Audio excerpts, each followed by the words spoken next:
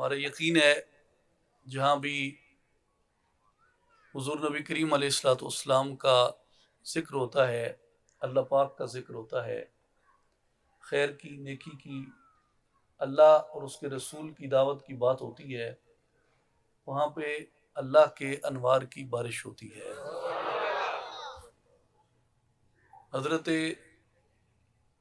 امام بخاری رحمۃ اللہ تعالی علیہ نے روایت کیا ہے، اور اس کے بعد بھی اس سے متصل میں جو احادیث مبارکہ عرض کروں گا ان میں زیادہ تر احادیث صحیحہ ہیں، اور بعض مستند مفسرین نے جیسے امام قرطبی رحمہ اللہ نے اور دیگر نے روایت فرمائی ہیں۔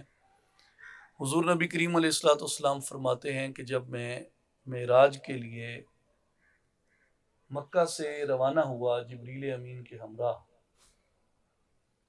تو میں نے سرخ ٹیلے کے پاس حضرت موسیٰ علیہ السلام کو دیکھا جو اپنی قبر میں کھڑے ہو کے نماز پڑھ رہے تھے۔ حضور فرماتے ہیں جب میں مسجد اقصی میں پہنچا تو جبریل امین نے پتھر کے ساتھ براق کو باندھا اور ہم مسجد میں داخل ہوئے، اور جامع ترمذی کے الفاظ ہیں فَجُمِعَ لِيَ الْأَنْبِيَاءُ عَلَيْهِمُ السَّلَامُ، اللہ تعالیٰ نے مسجد اقصی میں میرے لیے تمام انبیاء کو جمع کیا۔ تو ان انبیاء میں سر فہرست اولو العزم انبیاء ہیں، اور ان انبیاء میں حضرت موسیٰ علیہ السلام شامل ہیں۔ تو حضور علیہ الصلوۃ والسلام جب مکہ سے روانہ ہوئے، سرخ ٹیلے کے پاس سے گزرے، مسجد اقصی کی طرف جاتے ہوئے، تو موسیٰ علیہ السلام کہاں تھے؟ اپنی قبر میں سرخ ٹیلے کے پاس۔ اور جب حضور نبی کریم علیہ الصلوۃ والسلام مسجد اقصی میں پہنچے، تمام ارواح کی انبیاء بشمول حضرت موسیٰ علیہ السلام کی روح مبارک وہ مسجد اقصی میں موجود تھی۔ اس سے کئی مسئلے معلوم ہوتے ہیں، ان باتوں سے بس میں ایک عرض ان میں کرتا ہوں کہ حضور علیہ الصلوۃ والسلام کے لیے اللہ نے تمام انبیاء کی ارواح کو کہاں پہ جمع کیا؟ مسجد اقصی میں۔ کہاں جمع کیا؟ مسجد اقصی میں۔ مسجد اقصی میں وہ روحیں جمع کی گئیں، سارے نبی مسجد اقصی میں تھے، اور جو اپنے اپنے زمانوں میں آئے تھے وہ کیا سارے مسجد اقصی میں ہی مدفون ہیں؟ نہیں، کوئی عراق میں، کوئی اردن میں، کوئی لبنان میں، کوئی شام میں، کوئی فلسطین میں، کوئی مصر میں، کوئی حجاز میں، کوئی دیگر بلاد عرب میں، کوئی افریقہ میں، اور قرآن کا حکم ہے وَلِكُلِّ قَوْمٍ ہَادٍ، جہاں بھی انسانوں کی بستیاں بستی تھیں اللہ نے ہر قوم کی طرف ہادی بھیجے، ہر قوم کی طرف ہادی بھیجے، کوئی قوم بغیر ہادی کے نہیں رہی۔ یہ بات کی بات ہے کہ لوگوں نے اس پیغام ہدایت کو بدل دیا۔ تو اسی طرح ایران میں بھی نبی آئے ہوں گے، ہند میں بھی نبی آئے ہوں گے، یورپ میں بھی نبی آئے ہوں گے۔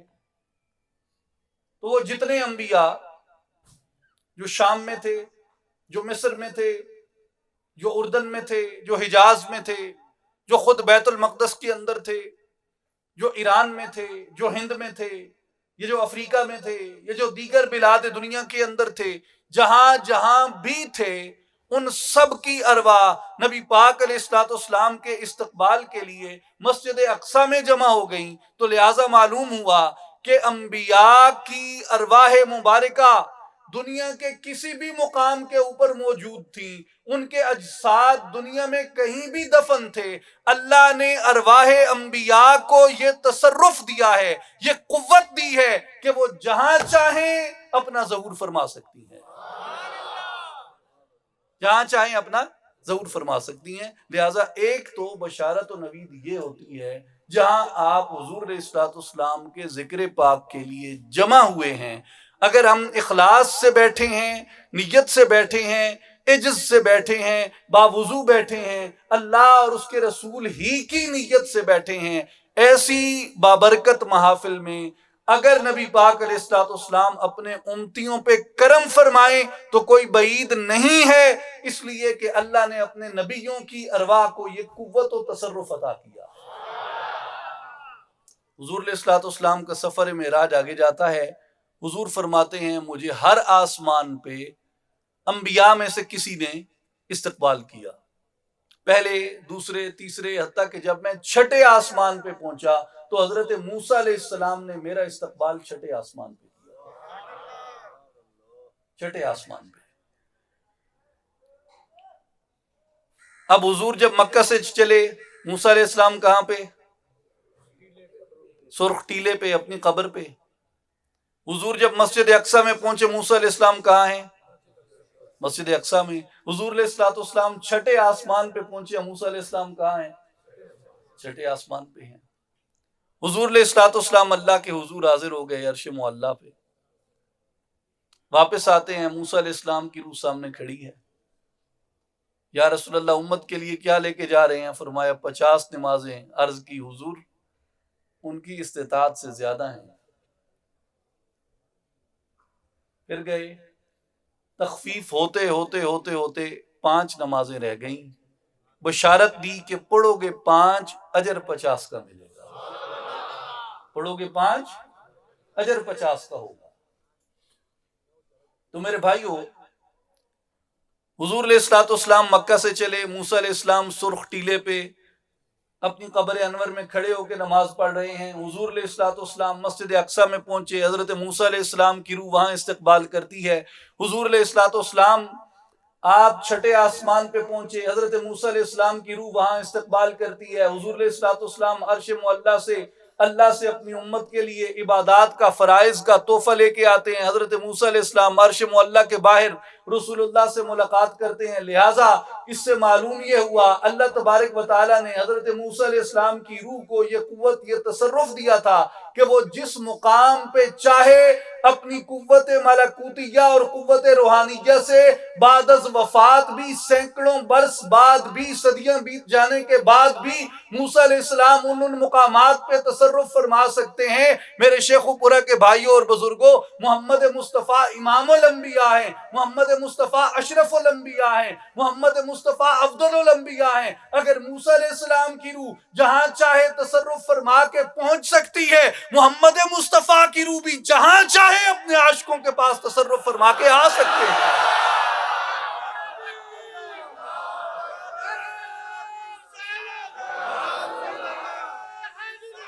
اس میں نوید ہے اور بشارت ہے، خوشخبری ہے، اور اس میں دلوں کا اطمینان ہے، سکینہ قلب ہے۔ لیکن شرط کیا ہوتی ہے؟ شرط اخلاص ہوتا ہے۔ شرط کیا ہے؟ اخلاص۔ اس اخلاص کو حاصل کرنا اور اس اخلاص کے ساتھ ایسی مجالس اور محافل میں شریک ہونا، یہ برکت ہوتی ہے۔ اور میرے بھائیو، اسی اخلاص سے یہ کشش پیدا ہوتی ہے کہ انوار آپ کی طرف لپکتے ہیں، انوار آپ کی طرف لپکتے ہیں، مگر شرط ایک ہے، اور وہ کیا ہے؟ اخلاص۔ اخلاص فی اللہ، اللہ کے لیے آنا، اللہ کے لیے سفر، اللہ کے لیے کرنا، اس کی رضا، اس کی خوشنودی کو تلاش کرنا،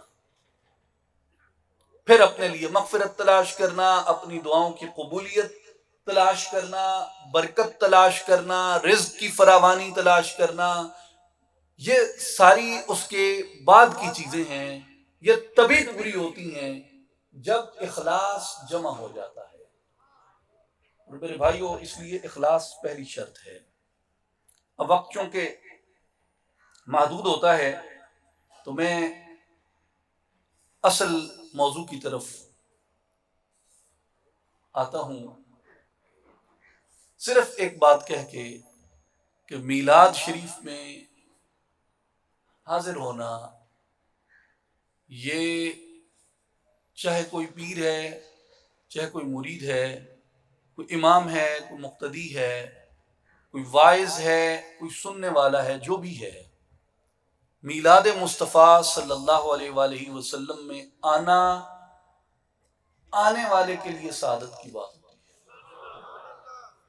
اور جو انعقاد کرتا ہے اس کے لیے سعادت ہے، جو اہتمام کرتا ہے اس کے لیے سعادت ہے۔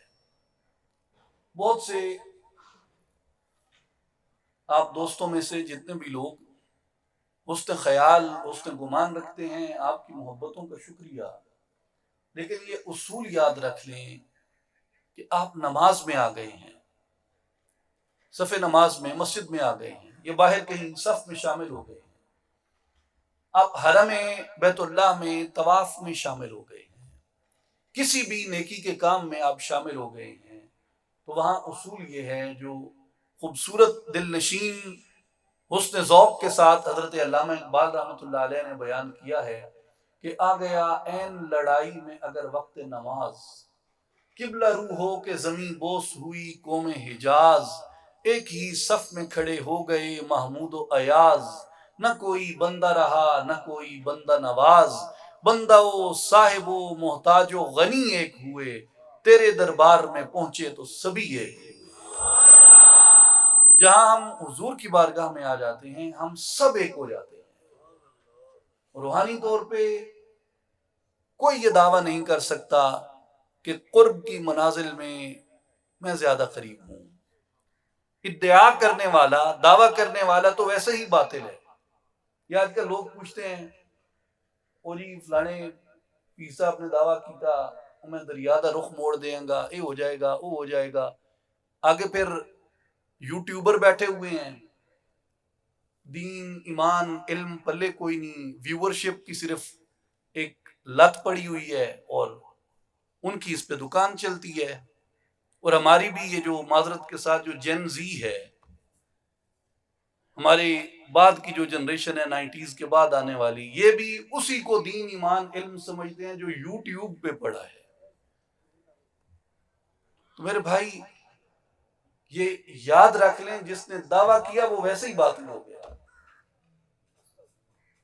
اور اگر آپ کرامت کا اصول سمجھتے ہیں، اس پہ میں انشاءاللہ کبھی پھر بات کروں گا، ایک جملہ عرض کر کے میں آگے چلتا ہوں۔ کرامت کا اصول یہ ہے، کرامت کا، کہ ولی کرامت کے ظہور کے لیے اگر کوشش کرے تو اس میں ابطال کو، باطل کو دخل ہو جاتا ہے۔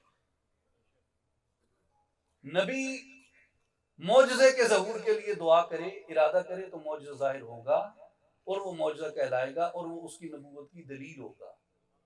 لیکن اگر ولی کرامت کے لیے دعویٰ کرتا ہے تو اس کا دعویٰ بھی باطل ہے اور اس لمحے کے اندر اس کی اپنی کیفیت قرب بھی باطل ہے، اس لیے کہ جو کرامت ولی ہے یہ حجت شرعی نہیں ہوتی، لہذا جو چیز حجت شرعی نہیں ہے اس کے لیے وہ ادعا کر کے اپنا آپ ظاہر کر رہا ہے، اپنے مولا کی برتری کی بجائے اپنی برتری کا ادعا کرتا ہے، لہذا اس لمحے وہ ویسے ہی باطل ہے۔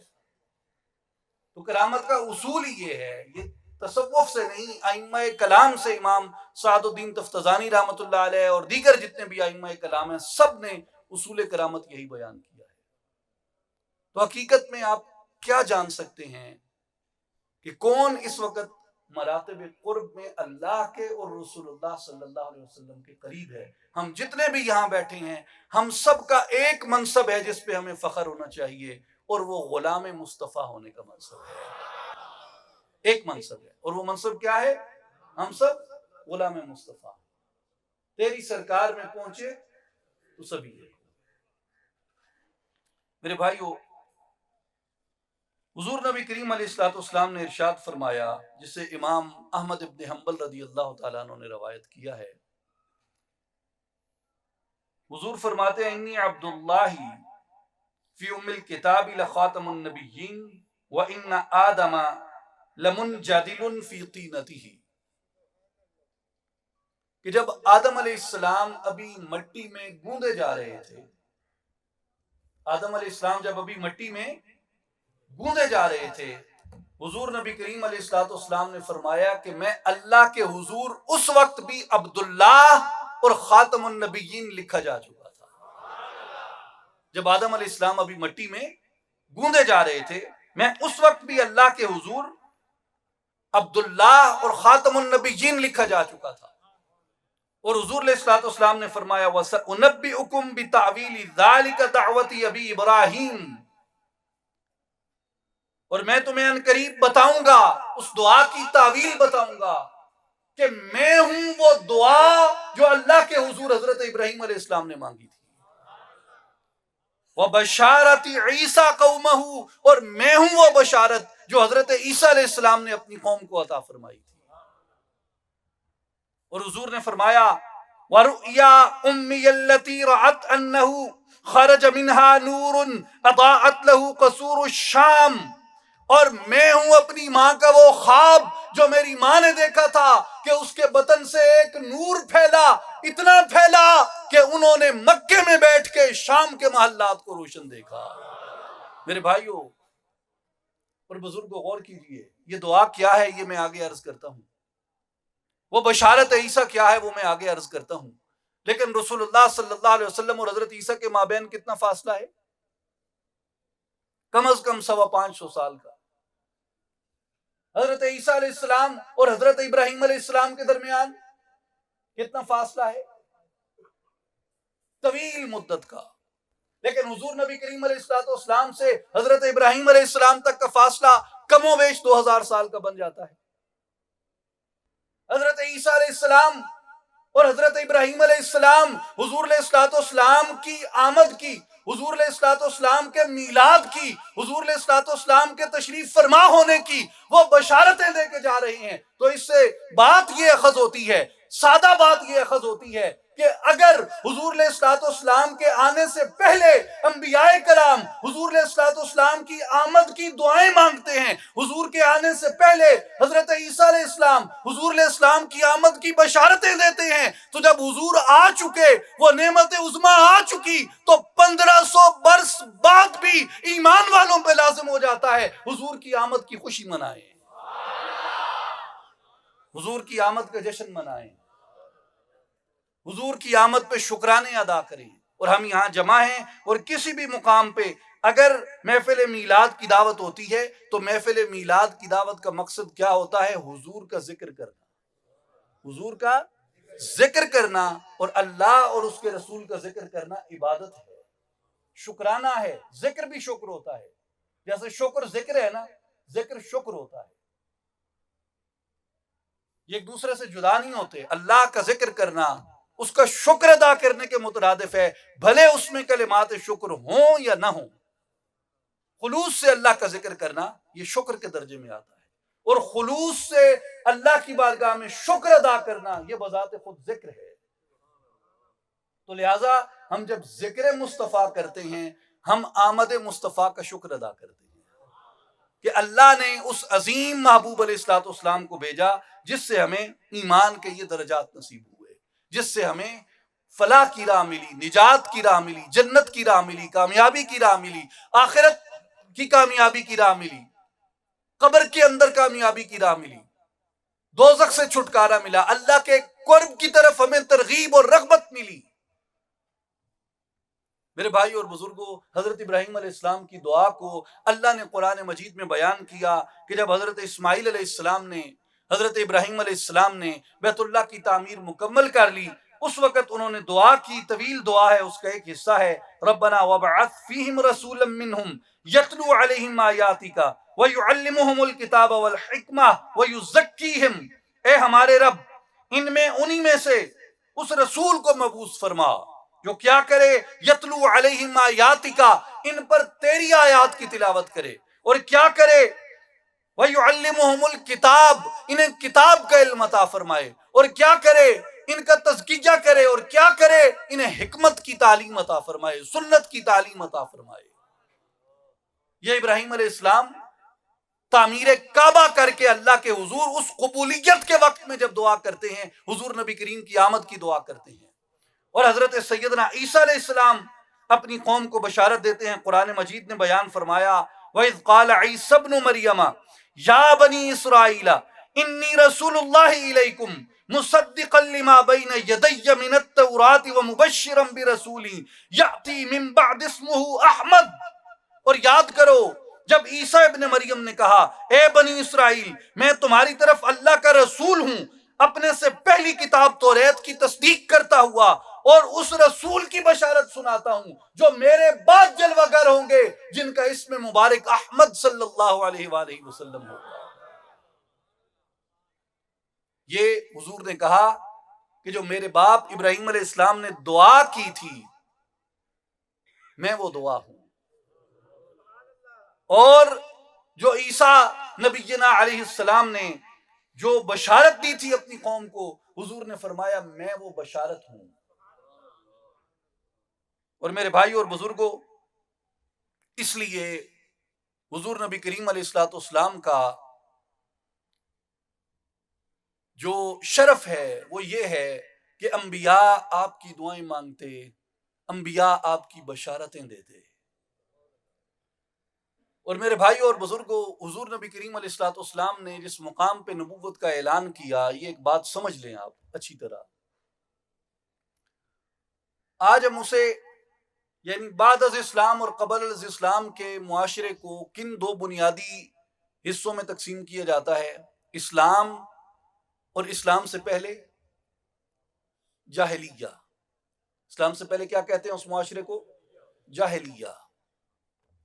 ہم جاہلیہ کا مطالعہ کم کرتے ہیں عام طور پہ، اس لیے ہمیں ان کے بعض خوبیاں اور اوصاف معلوم نہیں ہیں، جن میں جاہلیہ میں ایک بڑی خوبی یہ تھی کہ وہ لوگ انساب کو جاننے والے تھے۔ یہاں علماء تشریف فرما ہیں، میں اس اعتماد سے یہ عرض کر رہا ہوں کہ وہ اسے سنتے اور سمجھتے ہیں اس بات کو کہ جو سیرت کا مطالعہ ہے علم الانساب کو جانے بغیر نامکمل رہتا ہے۔ اور علم الانساب جو ہے وہ ظاہر مرتب کس دور میں ہوا؟ جاہلیہ میں ہوا۔ نسب کی ایک بہت بڑی قدر تھی، اور حضور نبی کریم علیہ الصلوۃ والسلام جس نسب میں تشریف لے کے آئے وہ شرف تمام عربوں کے اوپر واضح تھا اور روشن تھا۔ قرآن حضور کا معجزہ ہے، اسے کوئی نہ جھٹلا سکا۔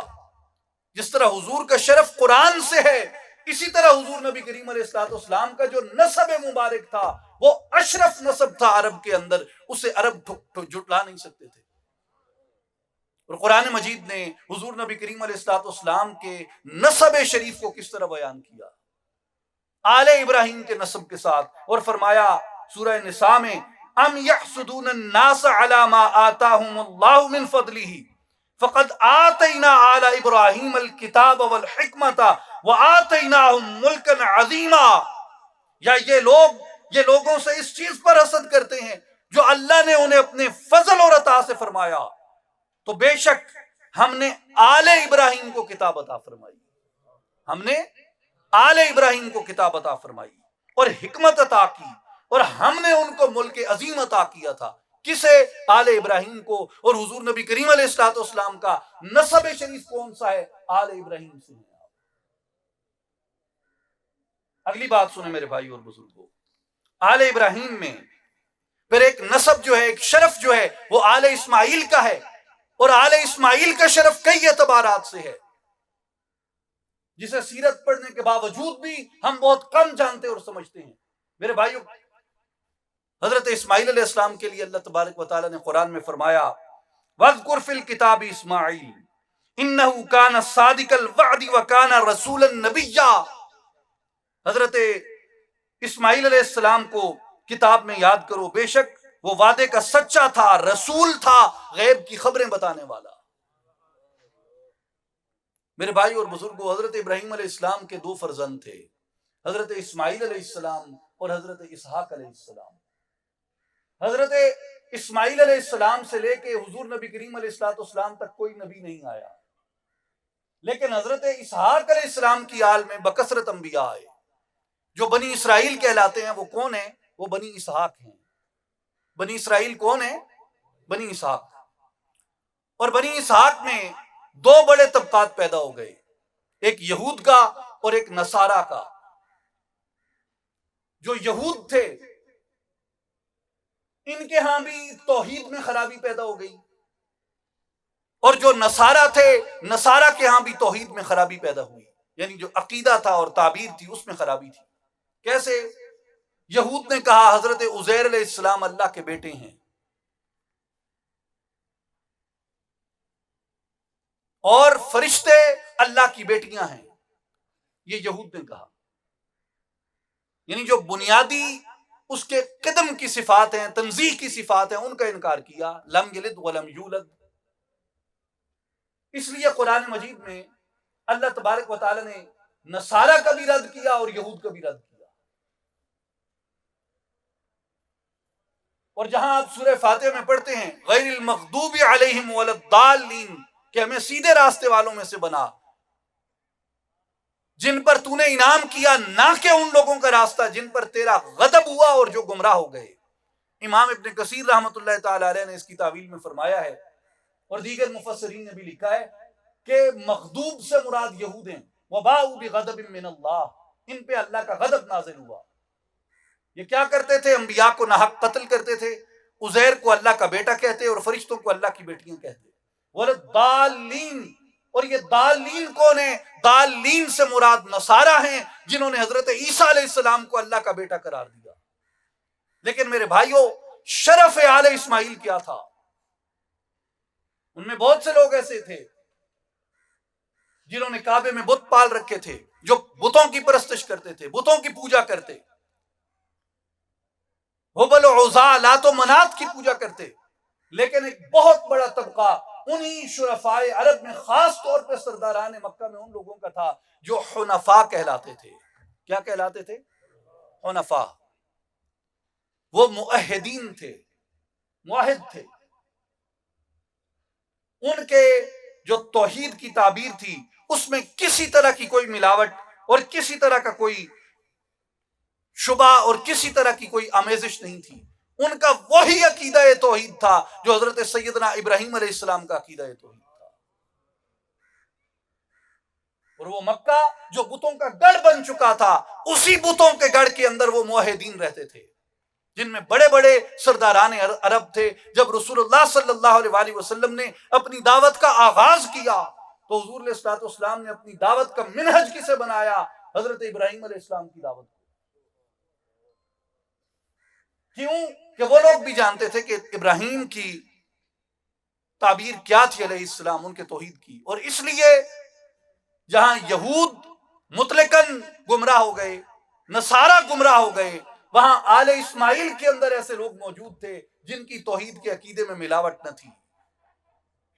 اس لیے حضور علیہ الصلوۃ والسلام نے آل اسماعیل کے شرف کو بیان کیا، جسے امام ترمذی رحمۃ اللہ علیہ نے روایت کیا، امام ابن حبان نے، امام احمد ابن حنبل نے، امام ابو یعلا الموصلی رحمۃ اللہ تعالی علیہ نے، اور امام ابن ابی شیبہ نے اسے روایت کیا. اور جو میں الفاظ پڑھ رہا ہوں یہ حضرت امام ترمذی رحمۃ اللہ تعالی علیہ کے روایت کردہ ہیں. حضور نبی کریم علیہ الصلوۃ والسلام نے فرمایا ان اللہ اصطفیٰ من ولد ابراہیم اسماعیل،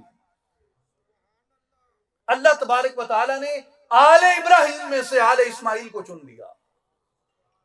اللہ نے آل ابراہیم میں سے آل اسماعیل کو چن لیا. واصطفیٰ من ولد اسماعیل بنی کنانا، اور بنی اسماعیل میں سے اللہ نے بنی کنانا کو چن لیا. واصطفیٰ من بنی کنانا قریشن، اور بنی کنانا میں سے قریش کو چن لیا. غور کریں دوبارہ، بنی اولاد ابراہیم سے کسے چنا؟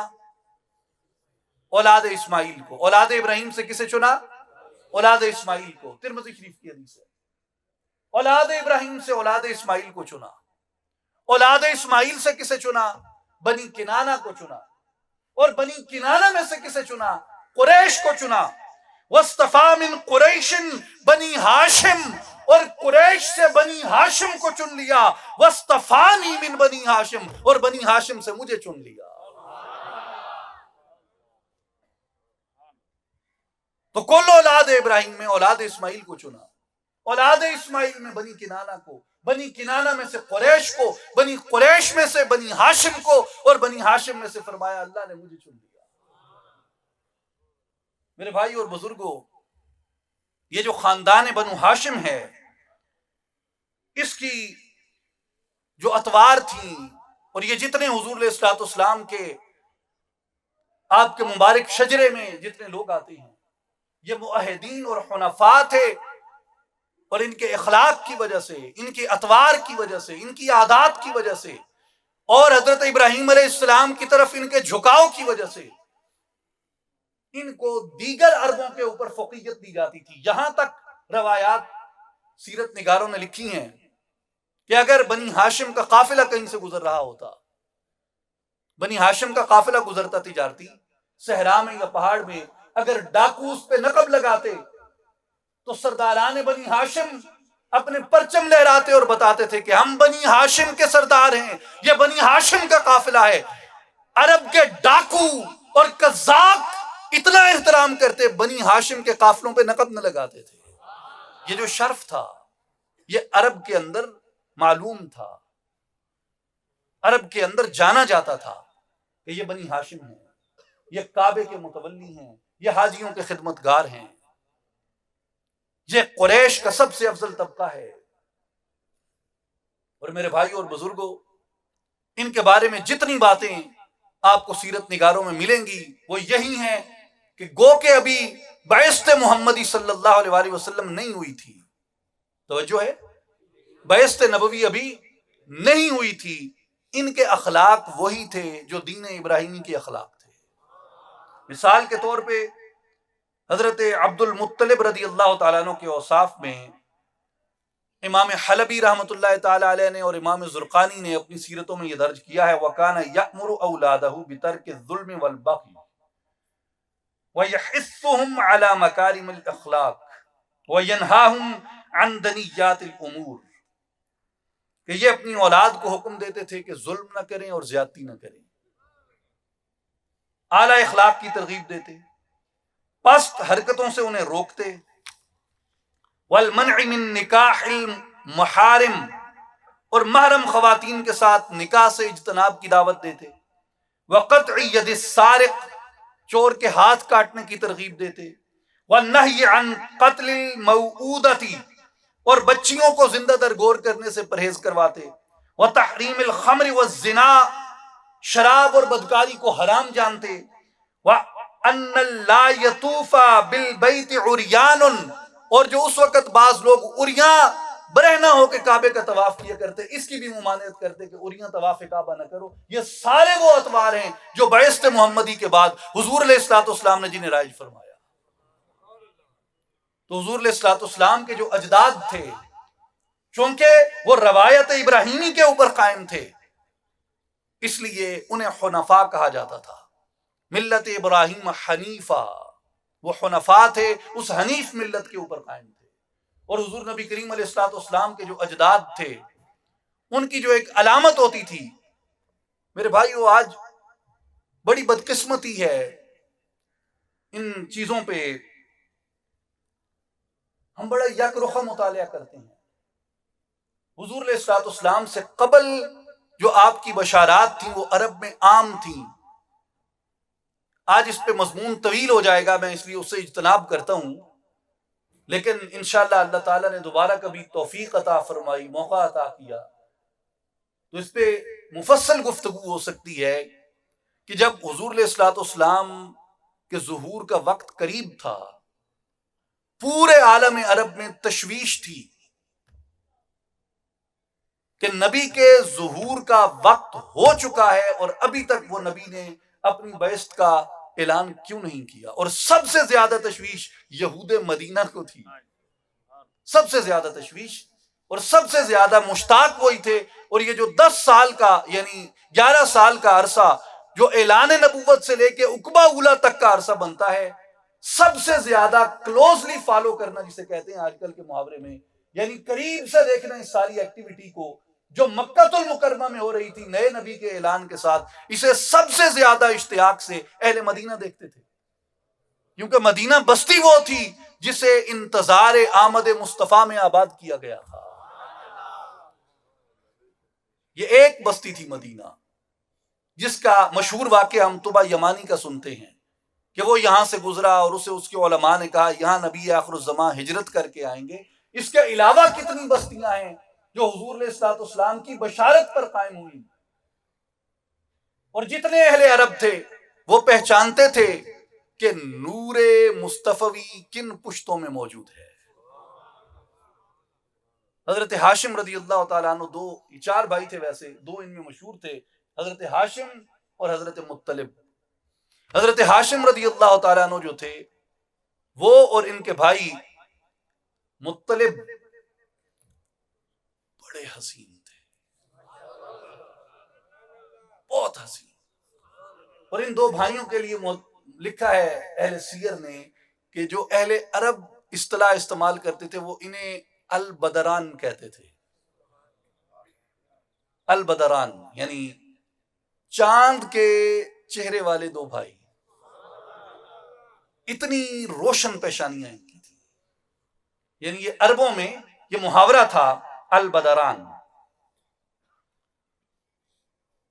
امام حسین بن محمد بن حسن الدیار بکری اور امام الزرقانی رحمہ اللہ نے حضرت ہاشم رضی اللہ تعالیٰ عنہ کے بارے میں لکھا ہے وَكَانَ نُورُ رسول اللہ صلی اللہ علیہ وآلہ وسلم فی وجہہ یتوقد شعاعہ ویتلألأ ضیاؤہ، کہ حضرت ہاشم رضی اللہ تعالیٰ عنہ کہ چہرہ مبارک کے اندر نور محمدی کی کرنیں پھوٹتی رہتی اور اس کی ضیاء طاری رہتی. جو نور محمدی ان کی پشت میں تھا، وہ ان کی پیشانی سے عیاں رہتا. وَلَا يَرَاهُ حِبْرٌ مِّنَ الْأَحْبَارِ إِلَّا قَبَّلَ يَدَيْهِ. اور جتنے بھی بڑے بڑے پادری ہوتے تھے وہاں عربوں کے اندر، شام میں یا کہیں بھی وہ تجارت کا قافلہ لے کے جاتے، جتنے پادری ان کو دیکھتے، چونکہ وہ انجیل پڑھتے، انجیل میں وہ رسول اللہ کی نشانیوں کو پاتے تھے کہ کس حلیے کے، کس حسب نسب کے لوگ ہوں گے وہ، تو وہ جیسے ہی حضرت ہاشم رضی اللہ تعالیٰ عنہ کو دیکھتے الا قبل یدیہ، بڑھ کے ان کے ہاتھ چومتے. اور یہ بھی روایت اہل سیر نے لکھی ہے کہ حضرت ہاشم رضی اللہ تعالیٰ عنہ کی جو شہرت تھی کہ وہ نور مصطفی جس کی بشارت ہم پاتے ہیں وہ اس پیشانی کے اندر چمکتا ہے. تو اس وقت شاہ روم جو تھا، روم کا بادشاہ، اس کا نام ہرقل تھا. ایک ہرقل تو تھا نا جو شیخین رضی اللہ عنہما کے زمانے میں، حضرت ابو بکر و عمر رضی اللہ عنہما کے زمانے میں وہ بھی ہرقل تھا. یہ اس سے بڑا تھا، اس سے پہلے گزرا، یعنی حضرت ہاشم کا معاصر تھا، اس کا نام بھی ہرقل تھا. تو اس ہرقل کے بارے میں وہ لکھتے ہیں بعث الیہ ہرقل مالک الروم وقال ان لی ابنۃ لم تلد النساء اجمل منها. اس نے حضرت ہاشم رضی اللہ تعالیٰ عنہ کو یہ پیغام بھیجا کہ میری ایک بیٹی ہے جو اپنے حسن میں فقید المثال ہے، ایسی کہ اس جیسا حسن آپ کو ڈھونڈے سے نہیں ملے گا. آپ اگر تشریف لائیں تو میں آپ کا نکاح اپنی بیٹی سے کرنا چاہتا ہوں.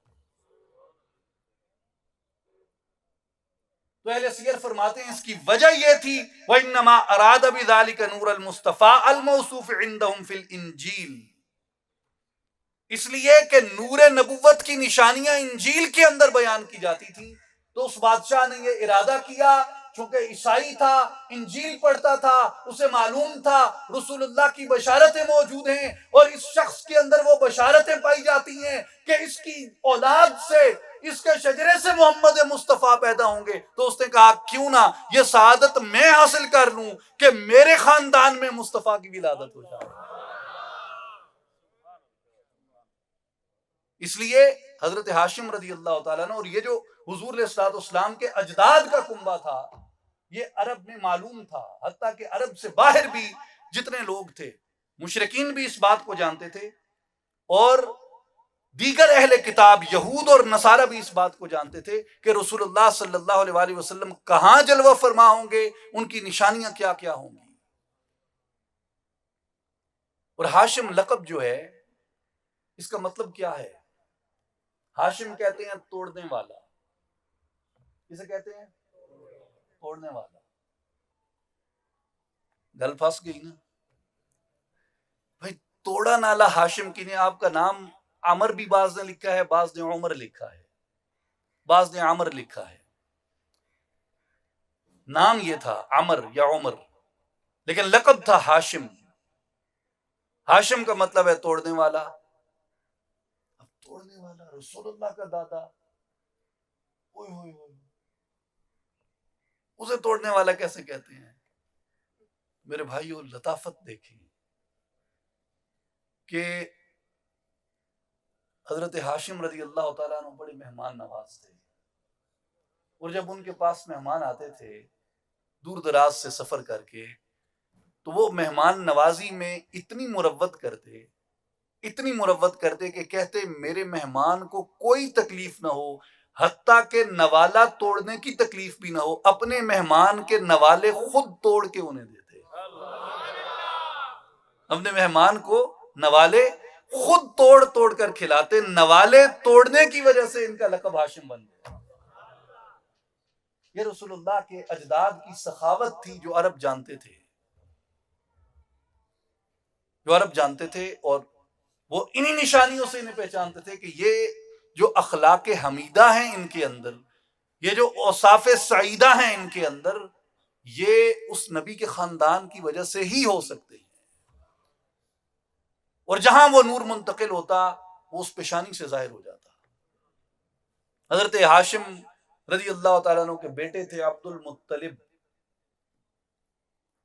المطلب رضی اللہ تعالیٰ عنہ جو تھے بڑے خوبصورت, اپنے باپ کی طرح. ان کے بارے میں اہل سیر نے لکھا ہے وَقَانَ عَبْدُ الْمُطْلِبِ يَفُوحُ مِنْهُ رَائِحَةُ الْمِسْكِ الْإِذْفَرِ وَنُورُ رَسُولِ اللَّهِ صلی اللہ علیہ وسلم يُضِيءُ فِي غُرَّتِهِ. حضرت عبد المطلب جہاں سے گزرتے ان کے بدن سے ایک نرالی خوشبو آتی, اور حضور نبی کریم علیہ الصلوۃ والسلام کا نور ان کی پیشانی سے روشن رہتا. ابرہہ کا واقعہ آپ نے پڑھا ہوگا, جو اصحاب الفیل کہے جاتے ہیں, ہاتھی لے کے آگے کعبے کو گرانے. بڑا لاؤ لشکر ہے, اور 3 میل مکے کے فاصلے پہ اس نے ڈیرا ڈال دیا اپنا. یہ بھی ضبط کرو, وہ بھی ضبط کرو. تفصیلی بات ہے, مختصر یہ کہ بڑا متکبر تھا اور بڑے ظلم سے لوگوں کے ساتھ پیش آتا. اس نے کہا کہ سردار مکہ کو لے آؤ, پیش کرو میرے سامنے. تو سردار مکہ اس وقت جو تھے وہ حضرت عبد المطلب رضی اللہ تعالیٰ عنہ تھے. آپ کو لے جایا گیا. اب آپ عام سی پوشاک پہنی ہوئی اور بے نیازی کے ساتھ اس کے خیمے کی طرف چل پڑے. اب اس کا تخت لگا ہے, وہ اونچی جگہ پہ بیٹھا ہے, خیمہ ہے, باہر فوج کھڑی ہے. جیسے ہی حضرت عبد المطلب داخل ہوئے, آپ کے چہرے مبارک کی تاثیر اتنی تھی, ہیبت اتنی تھی, جلال اتنا تھا, اپنا تخت چھوڑ کے نیچے اتر آیا. چہرہ دیکھا, تخت چھوڑ کے نیچے اتر آیا اور آپ کے ساتھ فرش پہ بیٹھ گیا. اور اس کی وجہ جو بیان کی ہے اہل سیر نے, وہ کہتے ہیں کہ آپ کے مبارک چہرے میں یہ تاثیر تھی جو نور محمدی صلی اللہ علیہ وآلہ وسلم کی تاثیر تھی. اسی لیے حضور نبی کریم علیہ الصلوۃ والسلام نے ارشاد فرمایا, صحیح بخاری کی حدیث ہے, حضور نے فرمایا بعثت من خیر قرون بنی آدم قرنا فقرنا, میں بنو آدم کی بہترین صدیوں میں قرن بقرن مبعوث کیا گیا. حتی کنت من القرن الذی کنت فیہ, حتیٰ کہ میں اس قرن میں آیا ہوں جس کے اندر میں ہوں. اور قرن سے یہاں کیا مراد ہے؟ مختلف مفسرین نے اس کی مختلف تعبیرات کی. امام شہاب الدین قسطلانی رحمۃ اللہ تعالی علیہ نے ارشاد الساری شرح صحیح بخاری کے اندر فرمایا, اس سے مراد یہ ہے کہ حضور نبی کریم علیہ الصلوۃ والسلام اپنے آبا کی پشتوں کے اندر قرنن فقرنن منتقل ہوتے رہے, حضرت آدم سے حضرت اسماعیل تک, حضرت اسماعیل سے بنی کنانہ, بنی کنانہ سے قریش, بنی قریش سے ہاشم, ہاشم سے عبد المطلب, عبد المطلب سے عبداللہ, اور عبداللہ سے محمد الرسول اللہ صلی اللہ علیہ وسلم.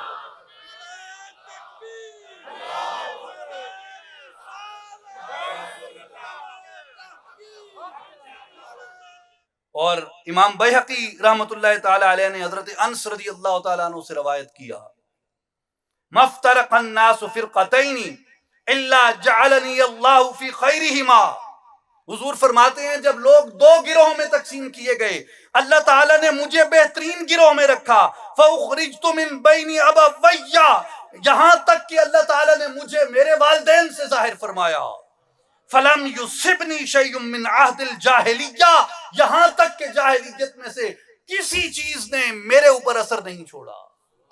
جاہلیت میں کیا تھا؟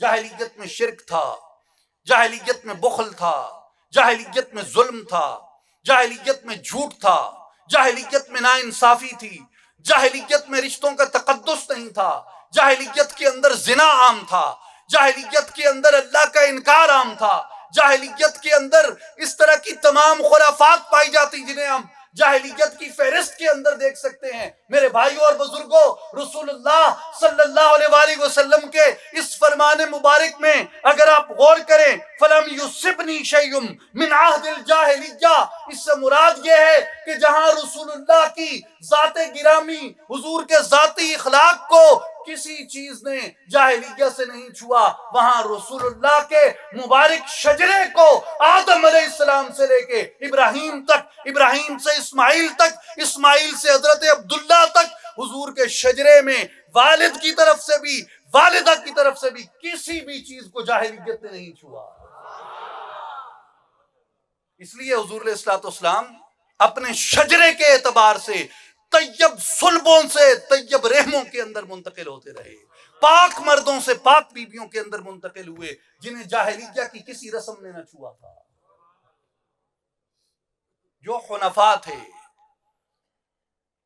اور حضور نے فرمایا وَخَرَجْتُ مِن نِّكَاحٍ وَلَمْ أَخْرُجْ مِن سِفَاحٍ، میں نکاح کے ذریعے وجود میں آیا، میں زنا کے ذریعے وجود میں نہیں آیا۔ تو آدم علیہ السلام سے لے کے حضرت عبداللہ تک، حضرت آمنہ سے لے کے حضرت حوا تک، حضور کے شجرے مبارک میں جتنے مرد آتے ہیں، جتنی عورتیں آتی ہیں، یہ شرک سے پاک تھے، یہ زنا سے پاک تھے، یہ ظلم سے پاک تھے۔ اور میرے بھائی اور بزرگوں، یہ نور آپ کے والد ماجد حضرت عبداللہ رضی اللہ تعالیٰ عنہ کی پیشانی مبارک میں ویسے ظاہر ہوتا تھا جیسے حضرت ہاشم کی پیشانی میں تھا، جیسے حضرت عبد المطلب کی پیشانی میں تھا، ویسے ہی یہ نور مبارک حضرت عبداللہ رضی اللہ تعالیٰ عنہ کی پیشانی مبارک سے ظاہر ہوتا تھا۔ وہ ایک مشہور واقعہ ہے کہ بنی زہرہ میں رشتے کے لیے جب حضرت عبد المطلب جا رہے تھے، بیٹے عبداللہ کا ہاتھ پکڑے ہوئے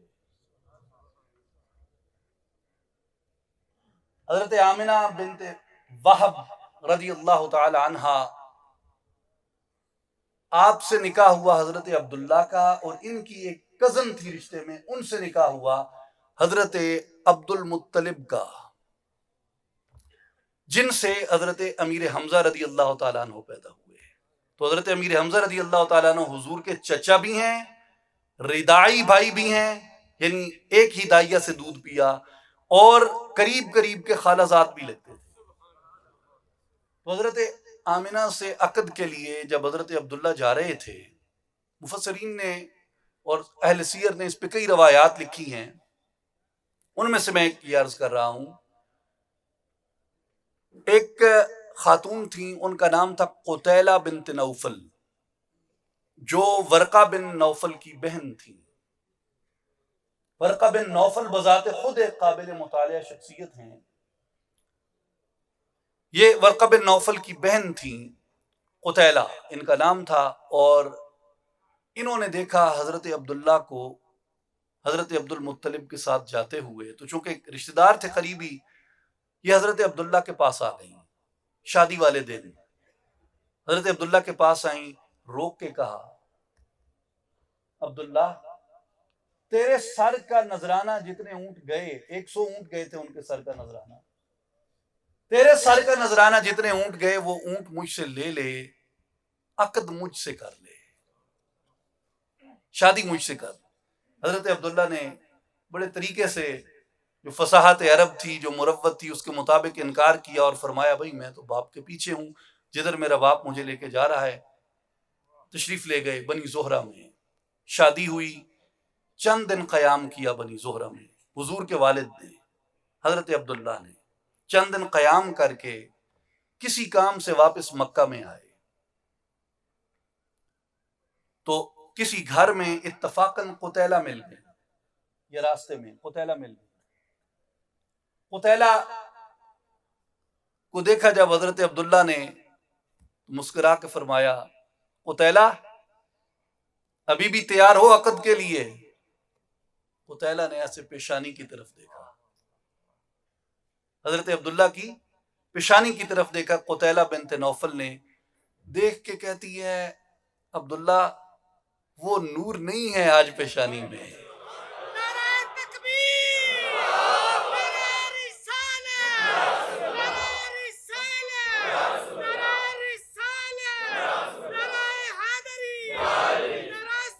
عرض کی کہ عبداللہ آج وہ نور نہیں ہے پیشانی میں جس کی وجہ سے میں عقد کرنا چاہتی ہوں۔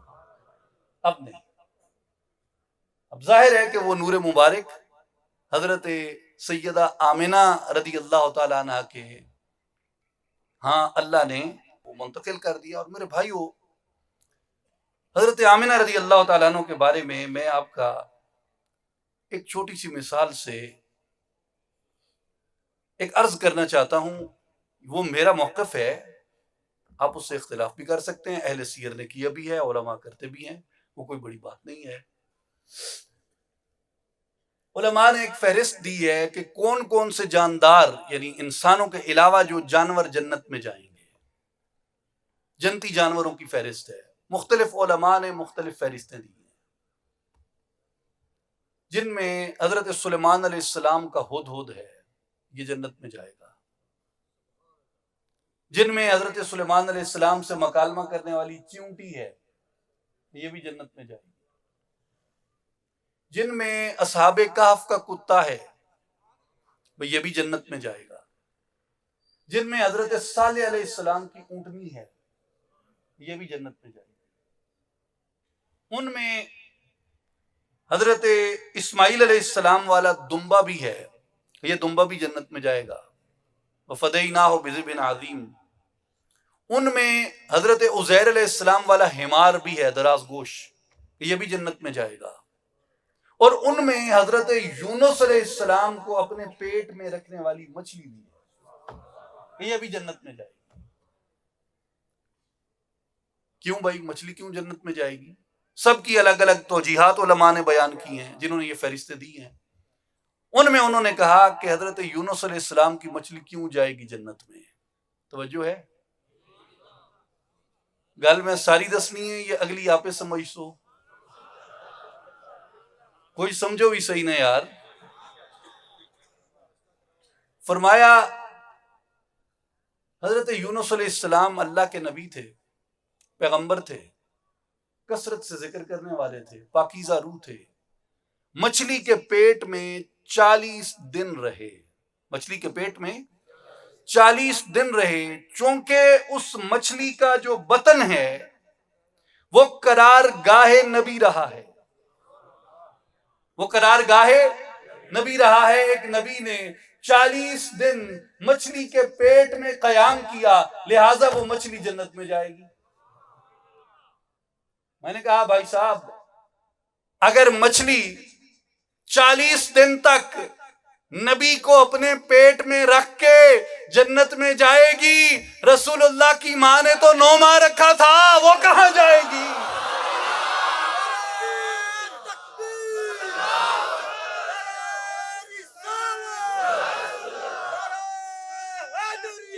مچھلی 40 دن تک رکھے، مچھلی 40 دن تک رکھے، انسان نہیں ہے، اشرف المخلوق نہیں ہے، بنی نوع آدم نہیں ہے، نبی کو 40 دن رکھ کے مچھلی جنت میں جائے گی، اور نبی کو 9 ماہ پیٹ میں رکھنے والی سید آمنہ کہاں پہ جائیں گی؟ ایمان والوں سوچ کے بتا دینا۔ اس لیے حضور نبی کریم علیہ الصلوۃ والسلام کے جو والدین کریمین ہیں، جہاں حضور نبی پاک علیہ الصلوۃ والسلام کا نور مبارک جلوہ فگن رہا، چاہے وہ پیشانی ہاشم تھی، پیشانی عبد المطلب تھی، پیشانی عبداللہ تھی، یا بطن آمنہ تھا، ان سب کے اندر وہ نور سرمدی جلوہ فگن تھا۔ اس لیے میرے بھائیوں اور بزرگوں، حضور نبی کریم علیہ السلام کو اللہ تبارک و تعالی نے پاک روحوں سے، پاک جسدوں سے پاک جسد میں منتقل کیا۔ قرآن مجید میں سورہ شعراء میں اللہ کا فرمان ہے وَتَقَلُّبَكَ فِي السَّاجِدِينَ، اور ہم آپ کو اہل سجدہ میں پلٹتا ہوا دیکھتے ہیں۔ امام سیوطی رحمۃ اللہ تعالی علیہ نے اس کی تشریح میں فرمایا ہے قیل معناہ انہ کان ینقل نورہ من ساجد الی ساجد، کہا گیا کہ اس کا معنی یہ ہے کہ اللہ تبارک و تعالی نے آپ کے نور مبارک کو ساجدین میں، ساجدہ عورتوں کے اندر منتقل ہوتے ہوئے مشاہدہ فرمایا۔ آپ کا نور مبارک ساجدین میں رہا تو لہذا موحدین میں رہا۔ وَبِهَذَا التَّقْدِيرِ فَالْآيَةُ دَالَّةٌ عَلَىٰ أَنَّ جَمِيعَ آباءِ محمد صلی اللہ علیہ وسلم كانوا مسلمین۔ امام سیوطی کہتے ہیں اس آیت سے یہ ثابت ہوتا ہے رسول اللہ صلی اللہ علیہ وآلہ وسلم کے جتنے آبا تھے، جتنے اجداد تھے، جن پشتوں میں، جن رحموں میں رسول اللہ کا نور مبارک رہا، وہ سارے کے سارے اہل ایمان شمار کیے جائیں گے۔ تو میرے بھائی اور بزرگوں، حضور نبی کریم علیہ السلام کی ذات گرامی اور حضور نبی کریم علیہ السلام کے جو مبارک اجداد تھے، ان کا یہ شرف تھا کہ اللہ تبارک و تعالی نے انہیں اس زمین کے اوپر اپنی نشانی بنایا تھا اور ان کے اندر سے اس نور مبارک کو ظاہر کیا تھا، جس کا کہ محدثین اور اہل سیر نے چرچا کیا ہے۔ اللہ تبارک و تعالی ہم سب کو حضور نبی کریم علیہ السلام کے اس مبارک دین پہ عمل کرنے کی توفیق دے اور حضور سے عشق و محبت نصیب فرمائے۔ وآخر دعوانا ان الحمد للہ رب العالمین۔